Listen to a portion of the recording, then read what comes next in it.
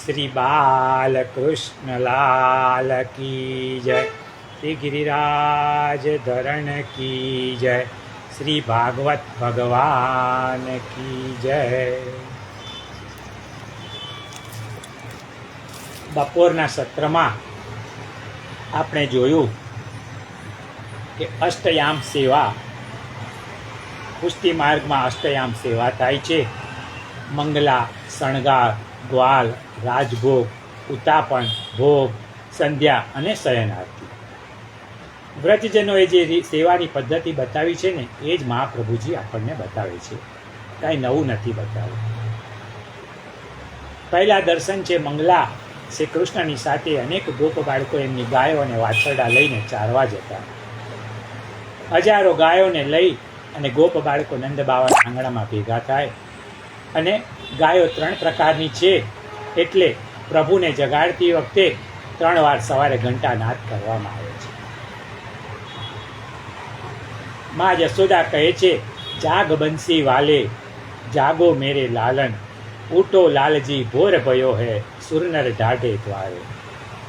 કરોડતયું ને પંખી જાગ્યા, જાગી સૃષ્ટિ સારી રે, ઉઠો ને તમે નંદના લાલા, ઉઠો ને તમે નંદના લાલા, વિનવે જશોદા માડી રે, પરોઢ થયું ને પંખી જાગે. શ્રી કૃષ્ણ અને બલરામ જાગે ને એટલે મંગલ ભોગ આવે. પુષ્ટિ માર્ગમાં ઠાકોરજી જાગે ને એટલે તરત મંગલ ભોગ. છોકરાને નાવાનું શું, ધોવાનું શું એટલે ઉઠે એટલે કે મમ. મંગલ ભોગ પછી તેને સ્નાન કરાવે છે. કેસર, અત્તર, ગુલાબની પાંદડીઓ પધરાવી અને સ્નાન કરાવે છે. યમુના જળમાં કેસર ઘોડી, સ્નાન કરાવું શ્યામળા, હળવે હાથે અંગો ચોરી, લાડ લડાવું શ્યામળા.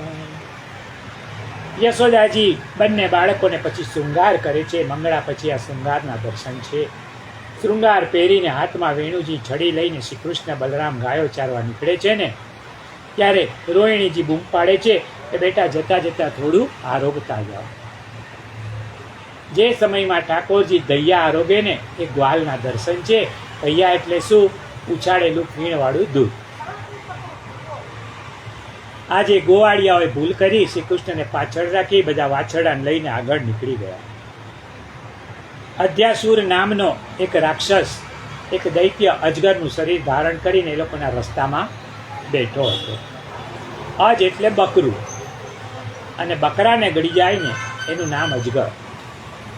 અધ્યાસુર કોણ છે? અધ્ય એટલે પાપ, અધ્યાસુર એ પાપ છે અને પાપનો રસ્તો હંમેશા લલચાવનારો હોય છે. અજગર પર્વતની ગુફાએ હોય એવડું મોટું મોઢું કરી અને ગોવાળિયાના રસ્તામાં બેઠો છે. જોઈએ તો એક ગોવાળિયા બીજાને કહ્યું કે આ જોતો ગિરિરાજજીની ગુફા લાગે છે. બીજો કે ના ના, આ તો અજગર છે. જે હોય તે ભગવાનનું નામ લઈને અંદર ઘૂસો, પછી જોયું જશે. એ લોકોને ભરોસો છે કે શ્યામ એ લોકોને ઉગારી લેશે. જોયું તો પછી અંદર જઈને ખબર પડી કે આ તો અજગર છે. અંદર ગયા પછી બધાના પ્રાણ રૂંધાવા લાગ્યા કે જો આમાંથી હવે વિચાર્યું કે બચવું હોય ને તો શ્રી કૃષ્ણનું સ્મરણ કરવું જોઈએ. આ બધાએ મા બાપને યાદ નથી કર્યા પણ ભગવાનને યાદ કર્યા છે. લોકોને અંત સમયે ઘર, જમીન, માલ, મિલકત, બેંક બેલેન્સ બધું યાદ આવે છે. કેટલાકને દીકરો યાદ આવે છે. પરંતુ લોકમાન્ય તિલકના છેલ્લા શ્વાસ ચાલતા હતા ને ત્યારે તેમને ગીતાજીનો શ્લોક યાદ આવ્યો અને એમણે શરીર છોડ્યું. કારણ આખી જિંદગી ગીતાનું શ્રવણ કર્યું હતું. પરમાત્માને સાથે રાખો તો કોઈ ભય રહેતો નથી. શ્રી કૃષ્ણ કહે છે કે મારામાં વિશ્વાસ રાખનારને હું બધા પાપોથી મુક્ત કરું છું. ઠાકોરજીએ અજગરના મુખમાં પ્રવેશ કર્યો છે અને પોતાની યોગ માયાથી પોતાના શ્રી અંગને વધાર્યું અને ભગવાનનું શરીર મોટું થતાં અજગરનું પેટ ચીરાઈ ગયું. અધ્યાસુરનો પ્રાણ નીકળી ગયો. ગોવાળિયા ઉપર ભગવાને અમિદ્રષ્ટિ કરી. બધા ગોવાળીઓ ઈશ્વર સ્મરણ કરતા કરતા બહાર આવી ગયા. અધ્યાસુર મોક્ષની વાત ગોપ બાળકોએ યશોદાજીને કહી.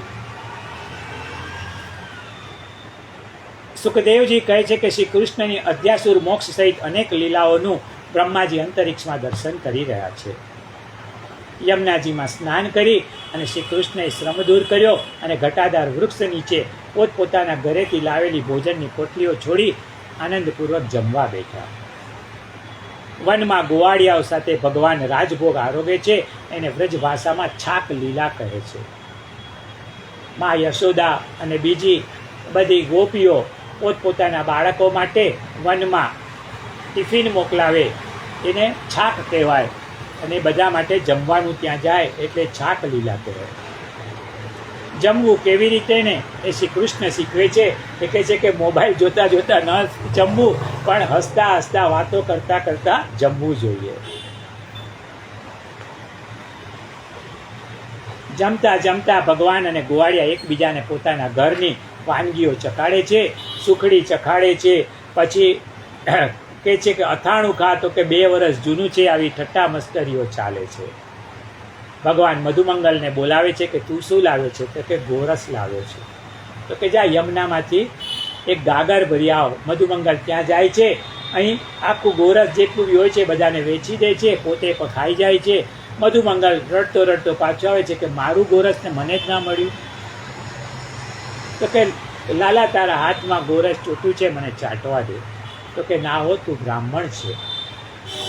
તો કે મને કંઈ વાંધો નથી, મને તારા હાથના જે માખણ ચૂંટેલું છે ને મારે એ ખાવું છે.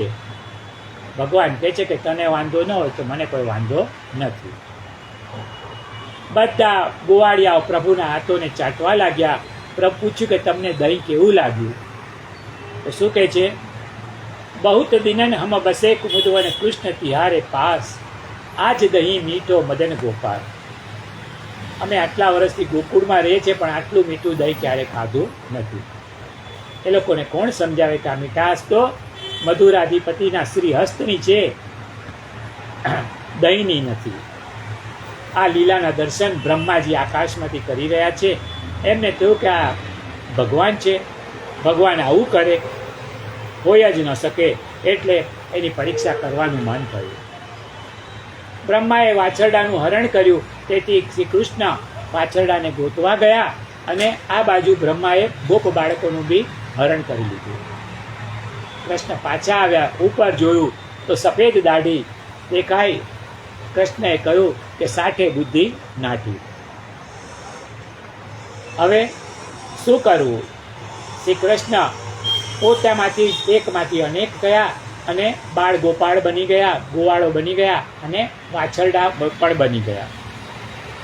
બ્રહ્માએ ઉપરથી જોયું તો અદ્દલો અદ્દલ જે પોતે ગોપ બાળકો ઉપર લઈ ગયા હતા, જે વાછરડાઓ લઈ ગયા હતા, એવા જ અદ્દલ નીચે શ્રી કૃષ્ણની પાસે હતા. એમને ખબર પડી ગઈ કે આ શ્રી કૃષ્ણ કોઈ સામાન્ય ગોપ બાળક નથી. નીચે આવ્યા, પ્રભુના ચરણમાં માથું નમાવ્યું, ભગવાનના સ્વરૂપનું વર્ણન કરે છે. બ્રહ્માજી સ્તુતિ કરે છે. કહે છે કે પ્રભુ આપનું વાદળ જેવું શ્યામ શરીર છે. ભગવાન પોતાના મસ્તક ઉપર મોરપીંછ કેમ ધારણ કરે છે? તો કે રામાવતારમાં મોરે સીતા માતાને શોધવા માટે રામને મદદ કરી હતી. ત્યારે એણે કહ્યું હતું કે હું તો મર્યાદા પુરુષોત્તમ છું, પણ મારા આગલા અવતાર, નેક્સ્ટ અવતારમાં હું તને મારા મુગટ પર ધારણ કરીશ.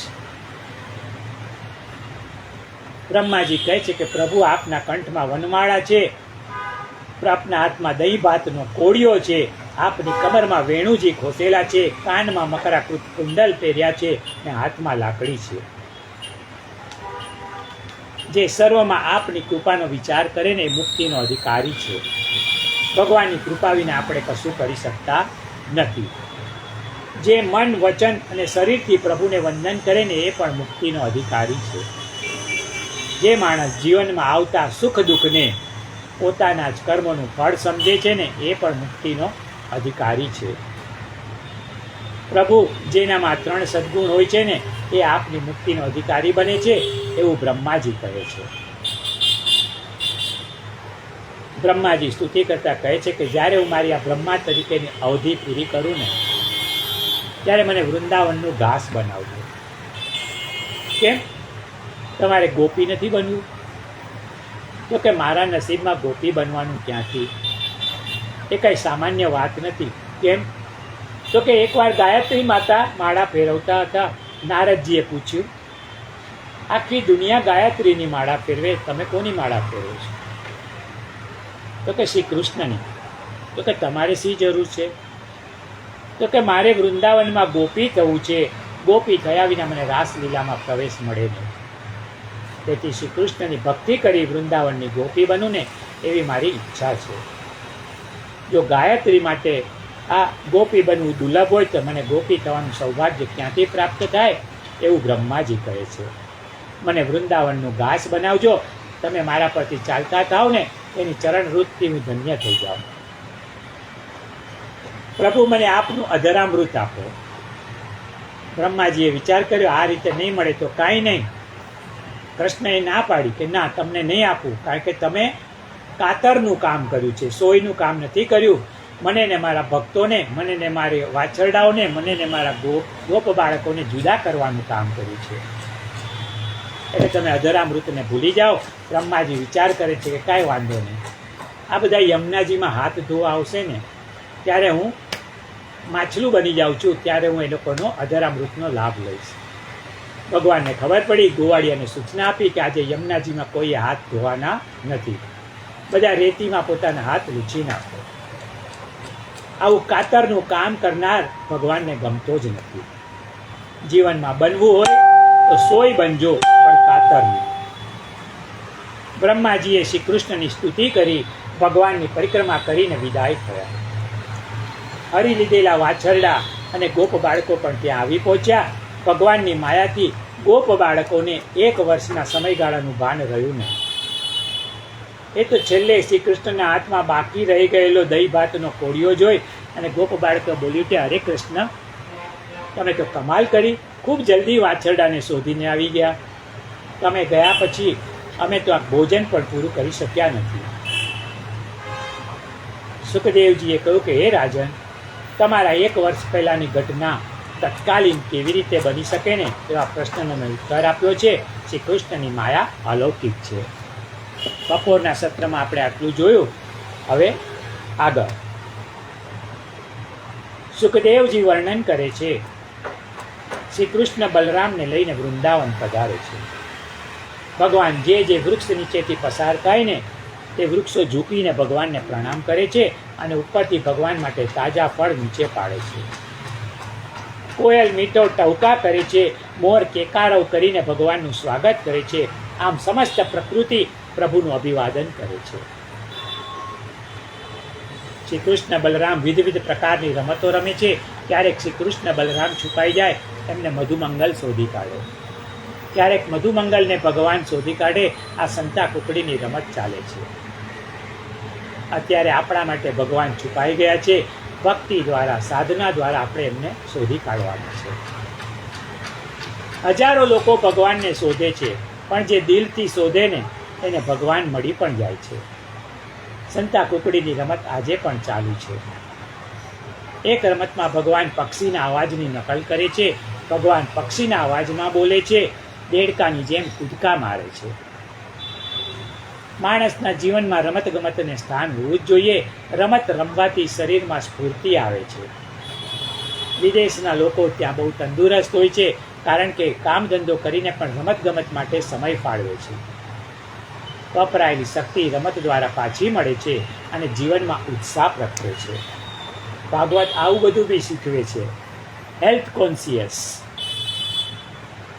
રમત એનું નામ છે કે જેમાં હારવાનું ને જીતવાનું બંને હોય. એટલે કે રમત રમનાર માણસ હાર જીતથી ટેવાઈ જાય છે. કેટલાક લોકો છે ને હાર જીરવી શકતા નથી. આત્મહત્યા કરવા જેટલા અસ્વસ્થ થઈ જાય ત્યારે હારે ને ત્યારે. જો હંમેશ જીતવાનું હોય ને રમતમાં તો એ રમત કહેવાય જ નહીં. હાર જીત બંને હોય એનું નામ જ રમત છે. જીવનમાં પણ હંમેશા સફળતા મળતી નથી. આપણે જે ધારીએ તે થતું નથી. ક્યારેક નિષ્ફળતા પણ મળે, ત્યારે ખેલદિલીપૂર્વક નિષ્ફળતાને પણ સ્વીકારતા શીખી જવાનું. જ્યાં આપણું ધાર્યું ન થાય ને એનું નામ રમત. જીવનમાં પણ આપણું ધાર્યું હંમેશા થતું નથી. ક્રિકેટરને એ ખબર નથી હોતી કે એનો છેલ્લો બોલ કયો છે, એમ આપણને પણ ખબર નથી કે આપણો છેલ્લો શ્વાસ કયો છે. ખબર પડે કે કાલે બોલાવો આવી ગયો. ઠાકોરજીને જમ્યા પછી આરામ કરવા માટે મધુમંગલ વગેરે ગોવાળિયાઓ લીલા પાંદડા અને ઘાસ લાવીને પાથરે છે. 2 પથારી તૈયાર કરે છે. પહેલાં બલરામજી સૂઈ જાય ત્યારે શ્રી કૃષ્ણ બલરામની ચરણ સેવા કરે છે. બલરામની આંખ મીચાઈ જાય ને ત્યારે શ્રી કૃષ્ણ પોઢે છે. મધુમંગલનો ખોડો એ ભગવાનનું ઓશીખું છે. બીજા 2 ગોવાળિયા ઠાકોરજીની ચરણ સેવા કરે છે અને 2 ગોવાળિયા કૃષ્ણ અને બલરામને પંખાની સેવા કરે છે. મંદિરમાં વીજળીના પંખા આવ્યા ને ત્યારથી માણસોની સેવા બંધ થઈ ગઈ. પહેલાં દોરડાવાળા પંખા હતા, દોરડું ખેંચો ને એટલે ઠાકોરજીને પવન મળે. આજે એવું નથી. લાલનનું મંદિર છે ને નાથદ્વારામાં, એની બહાર એક અપરસના કપડાં પહેરી અને એક પૂજારી બેઠો હોય, એના હાથમાં લાકડી હોય, લાકડી આમ આગળ પાછળ કરે ને એટલે ઠાકોરજીને ત્યાં, લાલાને ત્યાં ઉપર સરસ મજાનો પડદો લગાડ્યો હોય. એ પંખાના ડાયરેક્શનમાં હલનચાલન થાય અને ઠાકોરજીને હવા મળે એવું પ્રોવિઝન છે, એવી સગવડતા છે. 2 ગોવાળિયા દૂર બેસીને ધીમે અવાજે ગાય, જેમ આપણામાંથી ઘણાને મોબાઈલ સાંભળતા સાંભળતા સૂવાની આદત હોય છે. ભગવાનને ઘરે જવાનો સમય થાય ને એટલે ગોવાળિયાઓ શંખનાદ કરી ભગવાનને ઉઠાડે છે. આ ઉત્થાપનના દર્શન થયા, તેથી આજે પણ ઉત્થાપનના દર્શન થયેલા પુષ્ટિ માર્ગના મંદિરોમાં શંખનાદ કરવામાં આવે છે. ભગવાન જાગ્યા એટલે ભગવાનને તરસ લાગી. બાજુમાં યમુનાજી વહી રહ્યા હતા ત્યારે શ્રી કૃષ્ણ બલરામ જલ પીવા આવ્યા. એટલે ઉત્થાપનના દર્શન ખુલે ને ત્યારે ચાલુ દર્શને મુખિયાજી જારીજી લઈને આવે છે અને ત્યાં ઊભેલા દર્શનાર્થીઓ બોલે છે, બોલો શ્યામ સુંદર શ્રી અમને મહારાણી કી જય. કારણ ઉત્થાપનના જારીજી છે એ શ્રી યમુનાજીના ભાવથી આવે છે. ત્યાર પછી ઠાકોરજીને મેવાનો ભોગ ધરાય છે. વનમાં રહેતી ભીલડીઓ ભગવાન માટે તાજા ફળો વૃક્ષ પરથી ઉતારીને છાબડીમાં સિદ્ધ કરી ભોગ માટે લાવે છે. આ ઉત્થાપન ભોગના દર્શન છે. રામાવતારમાં ભીલડીના હાથના બોર આરોગ્ય અને કૃષ્ણાવતારમાં ભગવાન દરરોજ બપોરે આ ભીલડીઓના હાથનો મેવો આરોગ્ય છે. કોઈને એમ થાય કે આદિવાસી સ્ત્રીની એવી કેવી લાયકાત કે ઠાકોરજી એમના હાથનો મેવો આરોગ્ય. કારણ આ સૌ આદિવાસીઓ ગિરિરાજજીની તળેટીમાં રહેતા હોવાથી ઠાકોરજીના કૃપા પાત્ર બન્યા હતા. સુખદેવજી કહે છે કે શ્રી કૃષ્ણ હવે 6થા વર્ષમાં પ્રવેશ કરી ચૂક્યા હોય, એમને ગાયો ચરાવવાની અનુમતિ મળી ગઈ છે. શ્રી કૃષ્ણ જ્યાં ગાય ચરાવવા જાય ને ત્યાં ઘણું બધું લીલું ઘાસ હતું અને રંગબેરંગી સુંદર પુષ્પો ખીલેલા. ભમરાઓ મધુર ગાન કરી રહ્યા હતા. સુંદર સરોવર હતા. એ સરોવરમાં સુંદર કમળ ખીલ્યા હતા. આ વનને જોઈ અને શ્રી કૃષ્ણને હર્ષ થયો. શ્રીદામાએ શ્રી કૃષ્ણ બલરામને કહ્યું કે અહીંથી થોડે દૂર વૃંદાવનમાં એક તાલવન છે, જેમાં ઘણા જ સુંદર ફળો છે, ઘાસ ખૂબ છે, પરંતુ વનમાં એક ધેનુકાસુર નામનો રાક્ષસ રહે છે, જે વનમાં કોઈને પ્રવેશવા દેતો નથી. પશુ પક્ષી પણ ત્યાં એના ભયથી જઈ શકતા નથી. અમને ત્યાંના ફળ ખાવાની ઈચ્છા છે. કૃપા કરીને અમને ત્યાં લઈ જાઓ. આજે પણ જગતમાં કેટલાય ધેનુકાસુર છે. ઘરમાં હોય ને પદાર્થો સડી જાય, ફેંકી દે, પણ કોઈને ખાવા ન દે. કેટલીક સાસુઓ પણ એવી છે કે બગડી જાય પણ વહુને વાપરવા ન આપે કે ખાવા ન આપે. સખત ઠંડીમાં એક વહુએ સાસુને પૂછ્યું કે બા ખૂબ ઠંડી લાગે છે, કબાટમાં કાશ્મીરી 5 સાલ પડી છે, એક ઓઢવા માટે લઉં? સાસુ તો સમસમી ગયા. 5 સાલ છે, વહુ જાણી ગઈ. ઊભા થયા, અસલ ખંભાથી તાળું કબાટને લગાવી દીધું, વહુને ન આપી, કબાટમાં વાંદા ખાઈ ગયા. આવી સાસુ એ ધેનુકાસુર છે. ધેનુકાસુર ગધેડેના રૂપમાં હતો.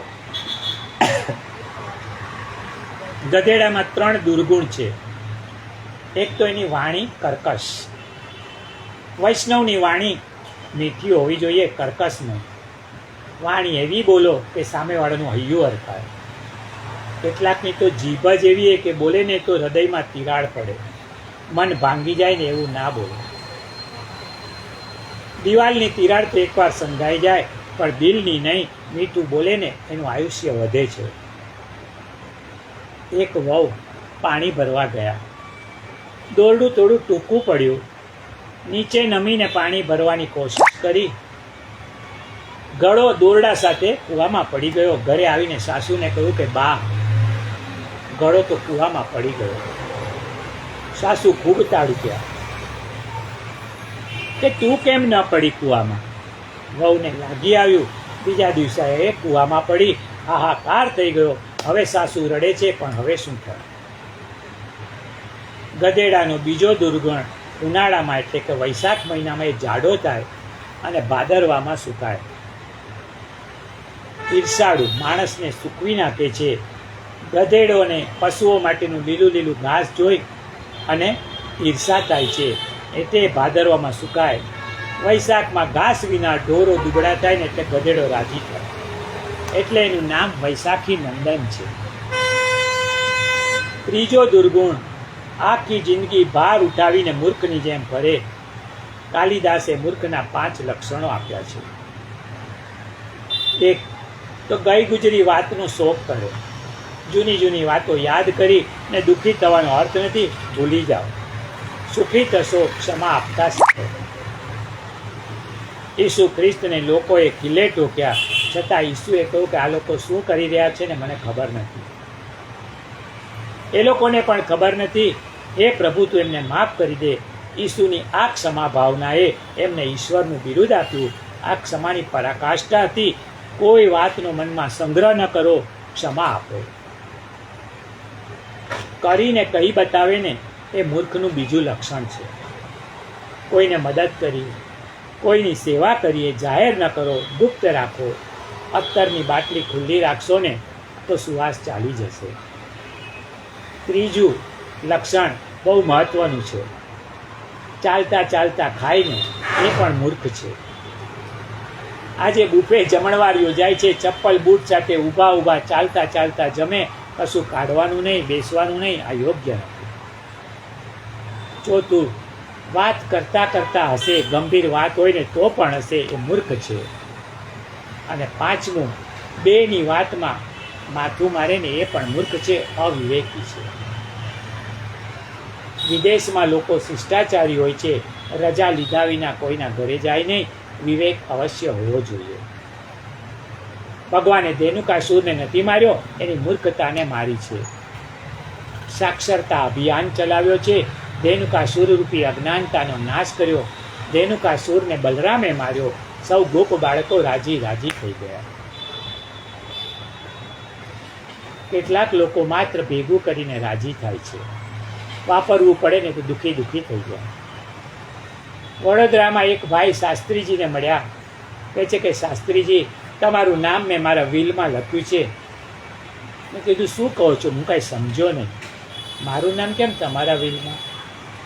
તો કે મેં ઘણા બધા પૈસા ભેગા કર્યા છે, વિલમાં લખ્યું છે કે મારી પાછળ ભાગવત સપ્તાહ બેસાડજો અને એમાં વક્તા તરીકે આ શાસ્ત્રીજીને જ બેસાડજો.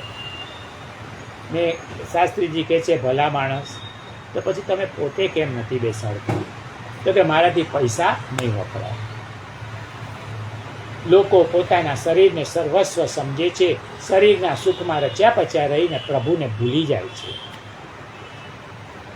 શરીરને આત્મા માની તેના સુખોમાં રહેવું ને એ મંદિરની માવજતમાં મૂર્તિને ભૂલવા જેવું છે.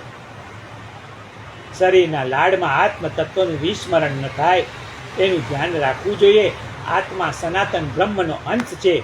એટલે જ શંકરાચાર્યજી કહે છે, ચિદાનંદ રૂપો શિવોહમ શિવોહમ. એક પ્રસંગ છે. એક રાજાએ ભરવાડને દિવાન બનાવ્યો. એ દરરોજ એક વખત નિયમિત રીતે શહેરની બહાર જતો. રાજાને કોઈકે ફરિયાદ કરી. દિવાન સાહેબ રોજ ક્યાંક બહાર જાય છે, આપના હીરા રત્નો બધું સંતાડીને આવે છે. તપાસ કરો, એને ત્યાં રેડ પાડો. દીવાન ચોર છે. રાજાએ દીવાનને પૂછ્યું કે તમે ક્યાં જાઓ છો? ત્યારે દીવાને બહુ સરસ જવાબ આપ્યો કે ગામની બહાર એક નાનકડું મકાન રાખ્યું છે,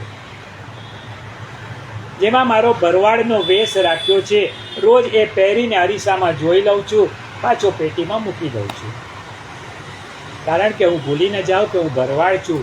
યાદ રાખવા માટે આમ કરું છું. આ દીવાન પદ તમે મને આપ્યું છે ને, એ તો આપની ખુશી છે ત્યાં સુધી જ છે. કાયમ તો હું ભરવાડ જ છું. દીવાન બનીને ભરવાડને ભૂલવાનું નથી. આત્મા એ ભગવાનનો અંશ છે, સચ્ચિદાનંદ રૂપ છે, એ ભૂલી ન જવું. આપણે સ્ત્રી નથી, પુરુષ નથી. આ તો બધું શરીરની ઉપાધિ છે, ડિગ્રી છે. આત્મા તો ઈશ્વરનો અંશ છે. તત્વમસી તે તું છે. આ જ સાચું જ્ઞાન છે. સત્સંગથી, કથામાંથી આ જ શીખવાનું છે. ધેનુકાસુર માત્ર ભેગું કરવામાં માનતો, વાપરવામાં નહીં. ધેનુકાસુર મરાયો ત્યાં રાજી રાજી થઈ ગયા. ભેગું કરનાર મરે ને ત્યારે આવું જ થાય છે. કે છે કે વાપર્યું તો નહીં, હવે પાછળવાળાઓને જલસા. એમ ધેનુકાસુર મરાયો ને એટલે સૌને આનંદ થયો. શ્રી કૃષ્ણ ગાયો અને ગોવાળિયાની સાથે નંદાલયમાં પધારી રહ્યા છે. સાંયકાલનો સમય છે. ભગવાનના દર્શન કરવા ગ્રામજનો રસ્તાની બંને બાજુમાં ઊભા છે અને પોતાના મકાનની બારીઓ અટારીઓ પરથી ચડી આતુરતાથી શ્રી કૃષ્ણના મુખારવિંદના દર્શન કરવા રાહ જોઈને ઊભા છે. કારણ કે સવારથી ઠાકોરજી વનમાં ગાયો ચરાવવા જતા હોય. હવે ગ્રામજનોને સવારે ગ્વાલ ભોગના દર્શન પછી સાંયકાલે સંધ્યા સમય સુધી દર્શન માટે રાહ જોવી પડે છે. માટે શ્રી કૃષ્ણ ગાયો ચરાવીને પધારે છે ને, ત્યારે કેવા લાગે છે એનું સુખદેવજી વર્ણન કરે છે. સાંજ પડે ને કાનુડો આવે, સૌને આનંદ બારી રે. ગલીએ ગલીએ સૌ વધાવે, ગોકુળ નાનર નારી રે. પરોઢ થયું ને પંખી જાગ્યા, માતા જશોદા વાટું નીર કે. ક્યારે આવે વન માડી રે. કાનુડાને આવતો જોઈને હૈયે હરક બારી રે. પરોઢ થયું ને પંખી જાગ્યા, કાન કુંવરની આરતી ઉતારે. વારણા લેવારી વારી રે. નંદ બાવાને જશોદા માના, ભાગ્યની બલી હારી રે. પરોઢ થયું ને પંખી જાગ્યા, પરોઢ થયું ને પંખી જાગ્યા. જાગી સૃષ્ટિ સારી રે. ઉઠો ને તમે નંદના લાલા, ઉઠો ને તમે નંદના લાલા.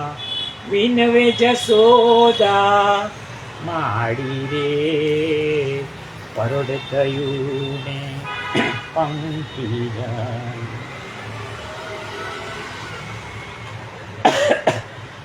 સુખદેવજી બાલકૃષ્ણ કેવા લાગે છે એનું વર્ણન કરે છે. શ્રી કૃષ્ણ સાંયકાલે પધારે છે ત્યારે એમના વાંકુડિયા વાળમાં ગાયોની ખડીઓથી ઉડેલી ધૂળ છે. માથા પર મોરપીંછનો મુકટ ધારણ કરેલ છે. માથામાં પુષ્પો ખોસેલા છે. મલકતા મનોહર મુખથી મધુર મધુર વેણુ નાદ કરી રહ્યા છે. અને મોરલીના મધુર અવાજ સાંભળી ભગવાનના દર્શન માટે આતુર ગોપીઓ બહાર દોડી આવી છે. ભગવાન ઘર તરફ જઈ રહ્યા છે. મોરલી વગાડતા હોય તેમનું મુખ નીચે છે, તો અટારીઓ પર ચડેલી ગોપીઓ મુખારવિંદના દર્શન ન થતા ગોપીઓ ઉપરથી ભગવાનના મસ્તક ઉપર કાંકરી નાખે છે. ત્યારે કાંકરી વાગતા શ્રી કૃષ્ણ ઉપર જુએ છે, ત્યારે ગોપીઓ એનું મુખ જોઈ અલૌકિક આનંદનો અનુભવ કરી રહી છે. કાંકરી એટલે પથ્થર સિમેન્ટની કાંકરી નથી, પરંતુ પુષ્પો નાખે છે. ભગવાન જ્યારે ઉપર જોવે ને ત્યારે ગોપી કહે છે કે શ્રી કૃષ્ણને રાતે ભરા ઘરે આવજો. ભગવાન પૂછે કે તમે મને શું આપશો? તો કે તમારા માટે સુગંધિત પુષ્પનો સુંદર હાર બનાવ્યો છે, આરામ કરવા પુષ્પની સૈયા પથારી બનાવી છે. બીજી ગોપીને પૂછે છે કે તું શું આપીશ? તો કે પ્રેમ સહિત માખણ મિશ્રીનો હું ભોગ લગાવી.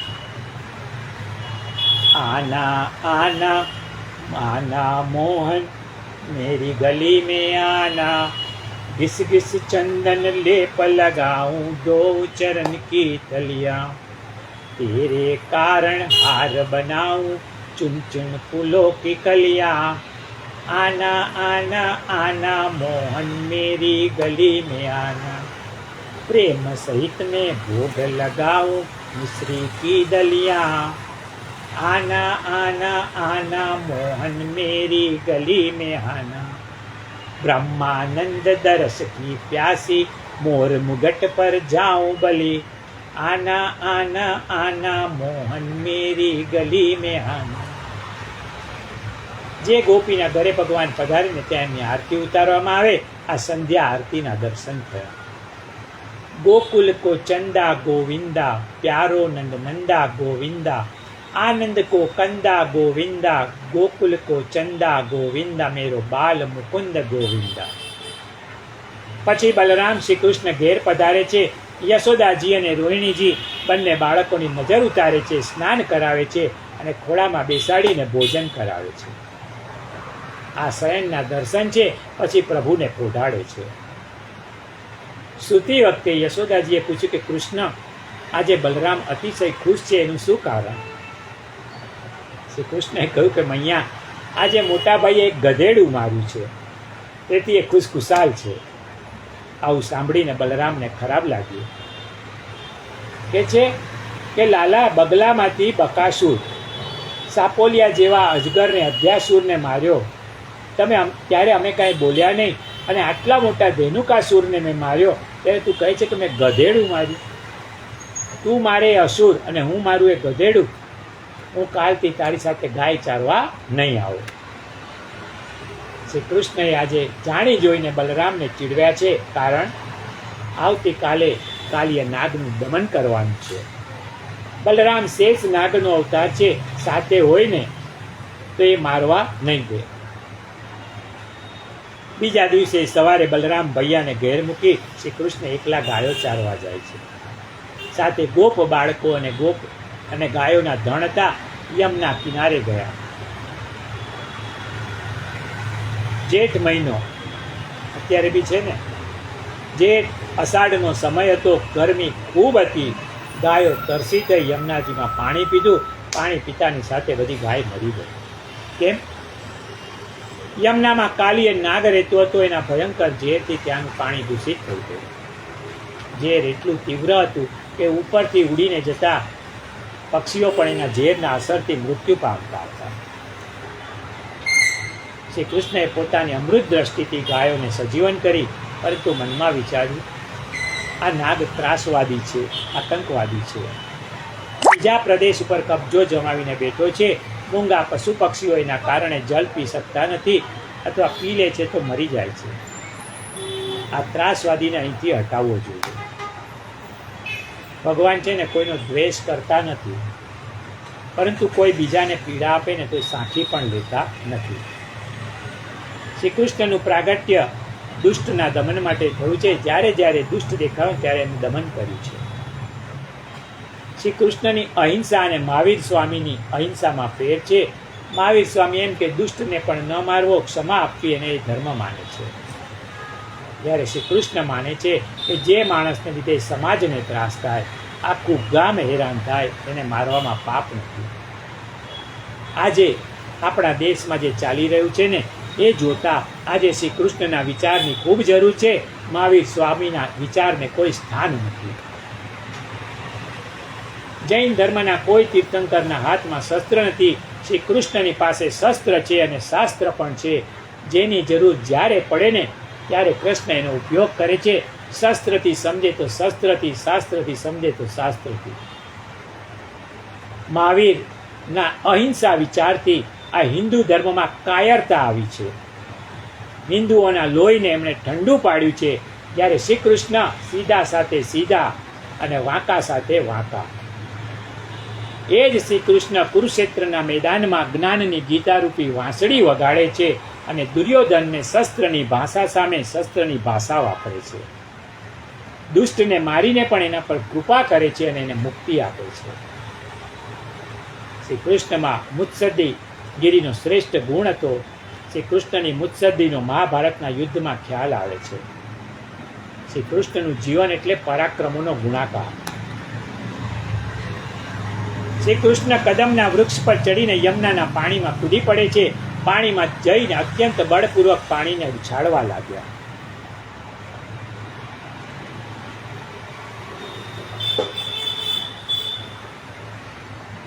નાગ પત્નીઓને ખબર પડી. એ આવી ને શ્રી કૃષ્ણને કહેવા લાગી. શું કહે છે? રે જળ કમળ ચાંડી જાને બાળા, સ્વામી અમારો જાગશે, જાગશે તને મારશે મને, બાળ હત્યા લાગશે. રે જળ કમળ ચાંડી જાની બા. નાગ પત્નીઓ શ્રી કૃષ્ણને ધમકી આપે છે.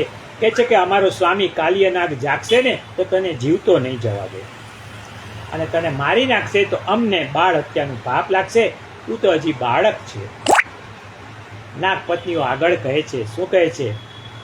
કહે રે બાળક તું માર્ગ ભૂલ્યો, કે તારા વેરીએ વળાવ્યો, નિશ્ચય જ તારો કાળજ ખૂટ્યો, અહીંયા તે સિદ્ધ આવ્યો.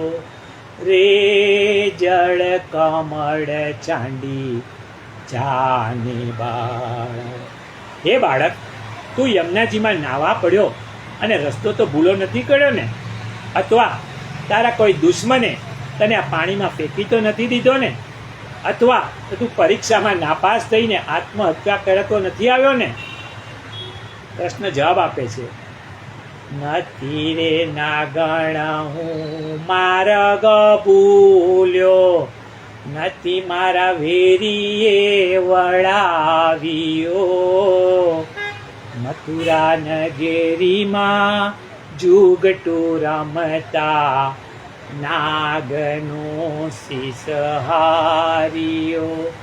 રે જળ કમળ ચાંડી જાને બા. નાગ પત્નીઓ કહે છે, અરે તું કેટલો સુંદર છે. શું કહે છે? રંગે રૂડો રૂપે પૂરો, દિશંતો પોડીડો પોડામણો, તારી માતાએ કેટલા જણિયા, એમાં તું અડકામણો. રે જળ કમળ ચાંડી જાને બા. તારી માતાને કેટલા છોકરા છે, એમાં તું અડખામણો છે? તારા ઘરમાં શું તારી ઓરમાન માતા છે? શું તને ઘરમાંથી કાઢી મૂક્યો છે? તું અહીં મરવા માટે શા માટે આવ્યો છે? શ્રી કૃષ્ણ જવાબ આપે છે. શું કહે છે? મારી માતાએ બેઉ જન્મ્યા, એમાં હું નટવર નાનડો, જગાડ તારા નાગને મારું નામ કૃષ્ણ કાનુડો. રે જળ કમળ છાંડી જાને બાળ. એ છે કે મારી માતાને 2 દીકરા છે, એમાં હું સૌથી નાનો એટલે કે વાલો છું. સામાન્ય રીતે જોઈએ ને તો મોટો દીકરો બાપને વાલો હોય અને નાનો દીકરો માને ખૂબ વાલો હોય. મોટા દીકરાને માં કાંઈક કામ બતાવે ને તો બાપ તરત પક્ષ લે, કે આખી દુકાન સંભાળે છે, એને કોઈ ઘરનું કામ તારે બતાવવાનું નહીં. અને ઘરમાં જો નાના દીકરાને બાપ કામ બતાવે ને તો માં પક્ષ લે. કેમ? તમને મારા નાના સિવાય બીજું કોઈ દેખાતું જ નથી, હમણાં જ નિશાળેથી આવ્યો છે અને તમારું કામ નહીં કરે. કૃષ્ણ નાગ પત્નીઓને કહે છે, તમે છે ને આ બધી નાના મોટાની વાત કરવી રહેવા દો, મને ધમકી આપવાની વાત પણ રહેવા દો, જલ્દીથી તમે તમારા પતિદેવને જગાડો. ત્યારે નાગ પત્નીઓ કહે છે કે અરે બાળક, તારામાં બુદ્ધિ નથી, પણ જો તું જતો હોય ને તો અમે તને 1.25 લાખનો હાર આપીએ, કારણ કે અમે બાળ હત્યાથી બહુ ડરીએ છીએ. 1.25 લાખનો હાર આપું હું તુજને દોરીઓ, આટલું મારા નાગતી છાનું આપું તુજને ચોરીઓ, રે જળ કમળ છાંડી જાને બાળ. અને એ પણ અમારા પતિદેવ સુતા છે ને એટલે એનાથી છાનું છાનું અમારો 1.25 લાખનો હીરો 1.25 લાખનો હાર છે ને એ આપીએ છીએ. બાકી એ જાગતા હોય ને તો અમારાથી તને કશું અપાય નહીં. ઘરવાળાની છે ને બધાને બીક હોય, પત્નીને દાન પુણ્ય કરવા પૈસા જોઈએ ને તો પણ ન આપે. આવા વિચિત્ર હોય છે. એટલે ઘણા ઘરમાં તો કેવું હોય કે બહેનો ઘરના ખર્ચમાંથી થોડું કમિશન રૂપે બચાવીને બાજુ પર મૂકી દે. કૃષ્ણ કહે છે કે મારે તારી છાને છાની આપેલી કોઈ વસ્તુ જોઈતી નથી. શું કહે છે? શું કરું નાગણ હાર તારો, શું કરું હું તારો દોરીઓ, સાને કાજે નાગણ તારે કરવી ઘરમાં ચોરીઓ, રે જળ કમળ છાંડી જાને બાળ. ભગવાન કહે છે કે મારે ચોરીનો માલ ન જોઈએ. મેં યશોદા માને પણ કહી દીધું છે કે હવે હું ચોરી નહીં કરું, હવે તું ઉઠાડ તારા પતિને. નાગ પત્નીઓ હવે સમજી ગઈ કે આ તો સમજે એમ નથી, એને સમજાવીને થાકી ગઈ છે, એટલે હવે જાય છે પતિદેવ નાગને ઉઠાડવા માટે. ચરણ ચાપી મૂછ મરડી નાગણે નાગ જગાડ્યો, ઉઠો ને બળવંત કોઈ બાળક પારણે આવ્યો, રે જળ કમળ છાંડી જાને બાળ. પતિને કેવી રીતે ઉઠાડવા જોઈએ ને એ નાગ પત્નીઓ શીખવાડે છે કે પહેલાં તો પતિના ચરણ દબાવવા, પછી મૂછો મરડીને કેવું કે પતિદેવ ઉઠો. બેવ બળિયા બાતે વળગ્યા, કૃષ્ણએ કાળી નાગનાથીઓ, સહસ્ત્ર ફેણા ફૂફવે જેમાં ગગન ગાજે હાથીઓ, રે જળ કમળ છાંડી જાને બાળ. બલરામને ઘેર મૂકીને શ્રી કૃષ્ણ એકલા જ વનમાં ગાયો ચારવા ગયાની જાણ થતાં નંદ બાવા આજે ચિંતા કરવા લાગ્યા. બલરામે કહ્યું કે બાવા ચિંતા ન કરો, આપણો કનૈયો છે ને ખોટો સિક્કો છે, જ્યાં જશે ને ત્યાંથી પાછો આવશે. બલરામ શ્રી કૃષ્ણને પરબ્રહ્મને ઓળખે છે. બલરામ શબ્દ બ્રહ્મ છે. નંદ બાવાએ વિચાર્યું કે આજે શ્રી કૃષ્ણ કોઈ રાક્ષસના પંજામાં આવી જશે એવું માની બલરામ, યશોદાજી, રોહિણીજી અને કેટલાક ગોપીઓના સમુદાય સાથે શ્રી કૃષ્ણને શોધતા યમુના કિનારે આવ્યા. એમણે જોયું તો શ્રી કૃષ્ણ તો નાગ પાસમાં જકડાયેલા છે. યશોદાજીને આ જોઈને ઘણો આઘાત થયો હોય તો જળમાં કૂદી પડવા તૈયાર થયા, પણ ગોપીઓ એમને પકડી લીધા. શ્રી કૃષ્ણએ જોયું કે બધા ગભરાઈ ગયા છે. એ જાણીને પોતાનું શ્રીઅંગ વધાર્યું ત્યારે નાગનું શરીર તૂટવા લાગ્યું. નાગે ધીરે ધીરે પોતાનો ભરડો ઢીલો કર્યો અને પોતાના 100 શિરોવાળી ફેણને પહોળી કરી એમાંથી ફૂફાડા મારવા લાગ્યો. શ્રી કૃષ્ણ કૂદકો મારીને એના મસ્તક ઉપર ચડી ગયા અને નૃત્ય કરવા લાગ્યા. શ્રી કૃષ્ણ છે ને કલાગુરુ છે. આવું નૃત્ય તમને ક્યાંય જોવા નહીં મળે. ભગવાન નાગના દરેક માથા ઉપર પગનો પ્રહાર કરી રહ્યા છે. પગના પ્રહારથી નાગના મોઢામાંથી લોહી નીકળવા લાગ્યું. નાગ બેહોશ થઈ ગયો. એનું જોર બધું ખતમ થઈ ગયું, લાચાર બની ગયું. એણે જાણ્યું કે આ કોઈ સામાન્ય બાળક નથી. એને ભગવાન હોવાની સ્મૃતિ થઈ. નાગ પત્નીઓ તરત જ દોડતી આવી અને પોતાના પતિને છોડાવવા માટે શ્રી કૃષ્ણની સ્તુતિ કરવા લાગી. શું કહે છે સ્તુતિમાં? નાગણ સૌ વિલાપ કરે જે, નાગને બહુ દુઃખ આપશે. મથુરા નગરીમાં લઈ જશે પછી નાગનું શીશ કાપશે. રે જળ કમળ ચાંડી જાને બાર, બેઉ કર જોડી વિનવે સ્વામી, જોડો અમારા કંતને. અમે અપરાધી કાંઈ ન સમજ્યા, ન ઓળખ્યા ભગવંતને. રે જળ કમળ છાંડી જાને બાર, થાળ ભરીને મોતીડે શ્રી કૃષ્ણને વધાવ્યા. નરસૈયાના નાથ પાસેથી નાગણે નાગ છોડાવ્યો. રે જળ કમળ છાંડી જાને બાર. નાગ પત્નીઓની સ્તુતિથી શ્રી કૃષ્ણએ નાગને છોડી દીધો અને કહ્યું કે હું જાણું છું કે તું ગરુડના ભયથી અહીં આવીને સંતાયો છે, પરંતુ હવે મારા ચરણના ચિહ્ન જોઈને ગરુડ તને મારશે નહીં. મારા ચરણની મહોર તારા પર લાગી ગઈ છે. તું નિર્ભય થઈને અહીંથી ચાલ્યો જા. આ સાંભળી ભગવાનની પ્રદક્ષિણા કરી નાગણીઓ સાથે કાલિય નાગ યમના છોડી અને સમુદ્રમાં આવેલા રમણ દ્વીપમાં ચાલ્યો ગયો. રમણ દ્વીપ એટલે બેટ દ્વારકા.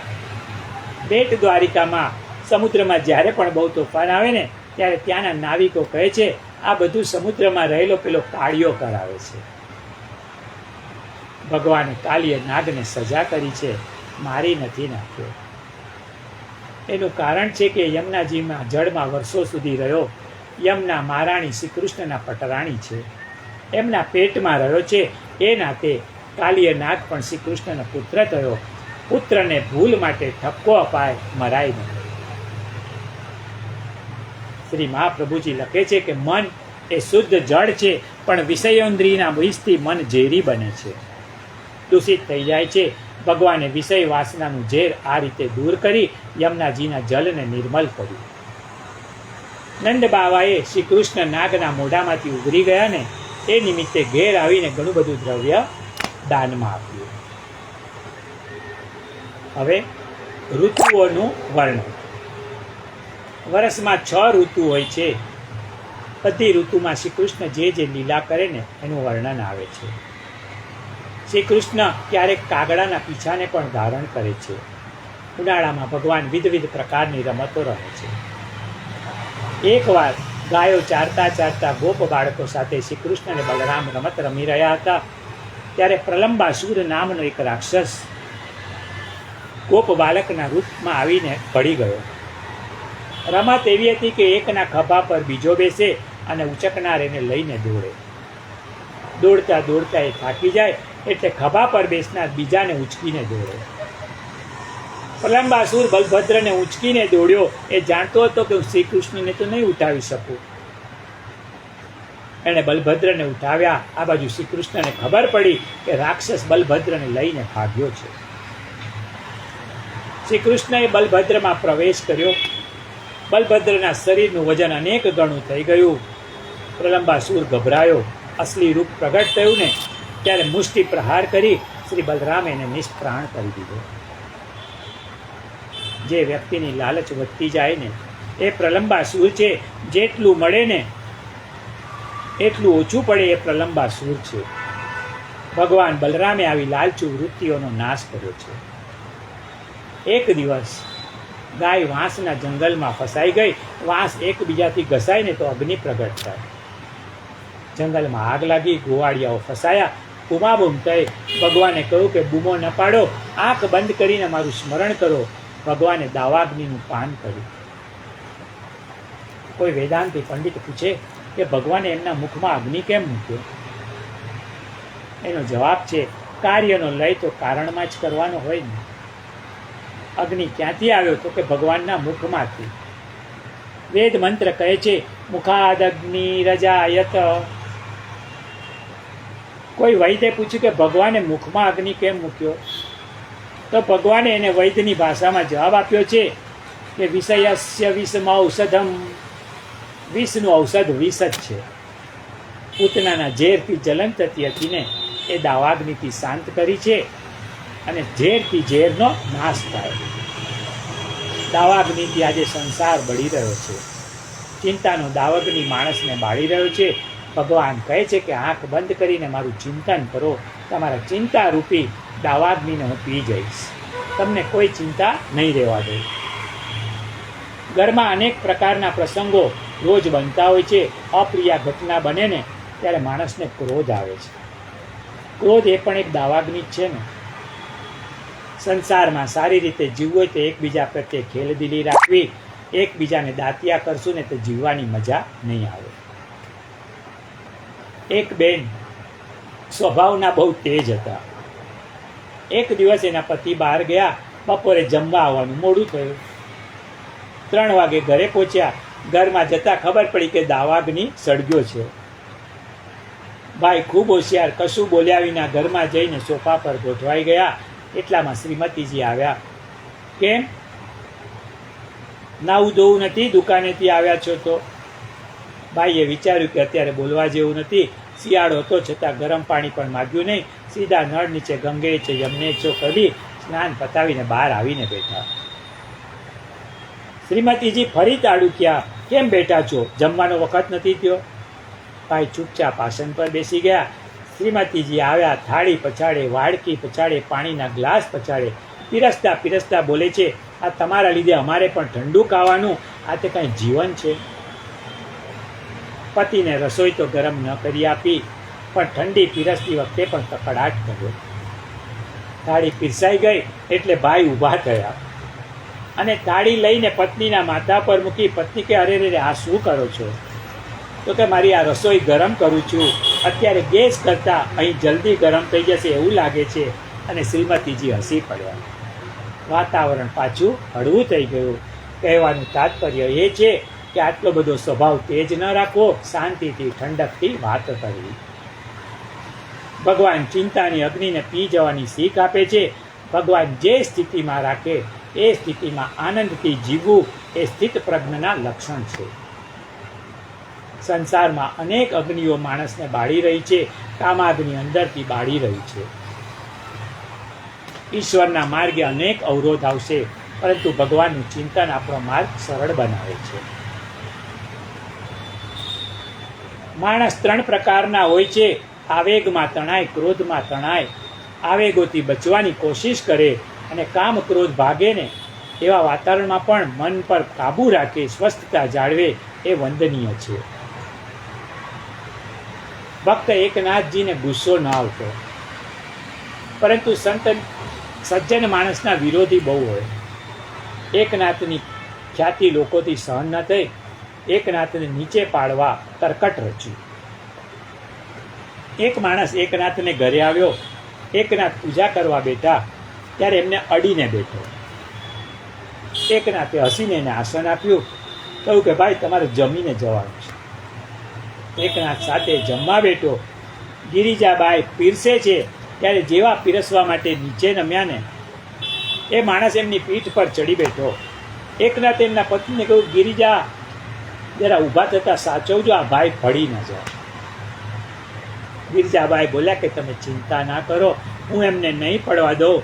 આપણો પૌત્ર પણ આવું જ કરે છે. ધન્ય છે એકનાથને અને ગિરિજાબાઈને. આવા વાતાવરણમાં પણ મનની સ્વસ્થતા ન ગુમાવે ને એ વંદનીય છે. ક્રોધ ઉપર કાબુ લેવો. કામ ક્રોધ માણસની પ્રગતિને રોકે છે, એનાથી બચવું જોઈએ. દાવાગ્નિ બધાના ઘરમાં સળગે છે, પણ એક ગરમ થાય ને ત્યારે બીજાએ ઠંડા રહેવા, એટલે દાવાગ્નિ એની મેતે શાંત થઈ જશે. બલરામે શ્રી કૃષ્ણને પૂછ્યું કે કૃષ્ણ, તે દાવાગ્નિનું પાન તે કર્યું? શ્રી કૃષ્ણએ કહ્યું કે હા મોટા ભાઈ, આપણે તો ચંદ્રવંશી છીએ. ચંદ્રનું પ્રેમી ચકોર પક્ષી તો અંગારા ખાય છે, તો આપણે તો ચંદ્રવંશમાં પ્રત્યા છે. આપણને અગ્નિથી શું થવાનું છે? હવે વર્ષા ઋતુનું વર્ણન. વ્રજમાં વર્ષા ઋતુનું આગમન થયું છે. આકાશ મેઘોથી છવાઈ ગયું છે. સુખદેવજી મહારાજ વર્ષા ઋતુનું વર્ણન કરે છે. શ્રી ચતુર્ભુજદાસ કહે છે, નૈની નૈની બુંદન ટપકન લાગ્યો, પવન ચરત જક જોર, આરોગત નાગર નંદ કિશોર. ગિરિરાજજી પાસે ભગવાન પતરાડીમાં જમી રહ્યા છે અને વરસાદ શરૂ થાય છે ત્યારે ચત્રભુજ પ્રભુ પતલ લઈ ભાગે, સધન કુંજ કી ઓર, આ રોગત નાગર નંદ કિશોર. વરસાદ આવ્યો ને એટલે ભગવાન પતરાડું લઈ ઉઠાવીને ભાગ્યા છે. ક્યાં ગયા? તો ગિરિરાજજીની ગુફામાં, સ્વામિનીજીની નિકુંજમાં પધાર્યા. નરસિંહ મહેતાએ પણ વૃંદાવનની વર્ષા ઋતુનું વર્ણન કર્યું છે. શું કહે છે? મેહુલો ગાજે ને માધવ નાચે, પાયે વાગે રૂડી ગુગરડી હો. મેહુલો ગાજે ને માધવ નાચે. વરસાદ પડે ને એટલે શ્રી કૃષ્ણ વરસાદમાં નાહવા જાય. વરસાદમાં ભગવાન નાચી રહ્યા છે, પગમાં ઝાંઝર છે, એનો મધુર અવાજ આવે છે. ગોપીઓએ પ્રભુને વરસાદમાં નાચતા જોયા અને ગોપીઓ શ્યામ સુંદરની પાસે આવી. કૃષ્ણ નાચે છે, ગોપીઓ ઊભી છે અને વાજિંત્ર વગાડે છે. જાંજ પખાજ બજાવે ગોપી, કૃષ્ણ વગાડે રૂડી વાંસલડી હો મેહુલો ગાજે. દાદુર મોર બપૈયા બોલે, મીઠા સ્વરે બોલે કોયલડી હો મેહુલો ગાજે. ધન્ય વૃંદાવન, ધન્ય યમુનામાં, ધન્ય વ્રજની નાર રે હો મેહુલો ગાજે. ધન્ય નરસૈયાની જી બલડી, ગાયો રાગમલ હાર રે મેહુલો ગાજે. રામચરિત માનસમાં ગોસ્વામી તુલસીદાસજીએ પણ વર્ષા ઋતુનું સુંદર વર્ણન કર્યું છે. લખે છે, વર્ષા કાલ મેઘ નભ છાયે, ગરજત લાગત પરમ સુહાય. વર્ષા ઋતુમાં આકાશમાં છવાયેલા વાદળોની ગર્જના ઘણી જ મધુર લાગે છે. વીજળીના ચમકારાનો પ્રકાશ દુષ્ટ માણસના પ્રેમની જેમ ક્ષણજીવી હોય છે. પર્વતો વરસાદના જોરદાર પાણીને સ્વસ્થ રીતે સહી રહ્યા છે, જેમ દુષ્ટ માણસના વચનો સજ્જન સહે છે. નાની નદીઓ થોડી સંપત્તિથી એટલે કે અધૂરો અહંકારી માણસ છલકાઈ જાય, એમ થોડા વરસાદથી છલકાઈને કિનારાઓને તોડીને ઉભરાઈ રહી છે, મર્યાદા મૂકી રહી છે. જીવ જેમ જન્મીને માયાથી લપેટાઈ જાય ને એમ ઉપરથી પડતું શુદ્ધ પાણી જમીન પર પડીને મેલું બની રહ્યું છે. જેમ કોઈ સજ્જન પાસે સદગુણો આવીને ભરાઈને એમ તળાવોમાં પાણી ભરાઈ રહ્યા છે. જેમ જીવ બ્રહ્મને પામી અને અચલ બને એમ નદીઓના પાણી સમુદ્રમાં જઈ સ્થિર થઈ જાય છે. પાખંડવાદથી સદગ્રંથો લુપ્ત થઈ જાય એમ ઘાસથી રક્ષા ઢંકાઈ ગયા છે. દેડકાઓનો ધ્વનિ બ્રહ્મકુમારોના વેદ ધ્વનિ જેવો લાગે છે. આજે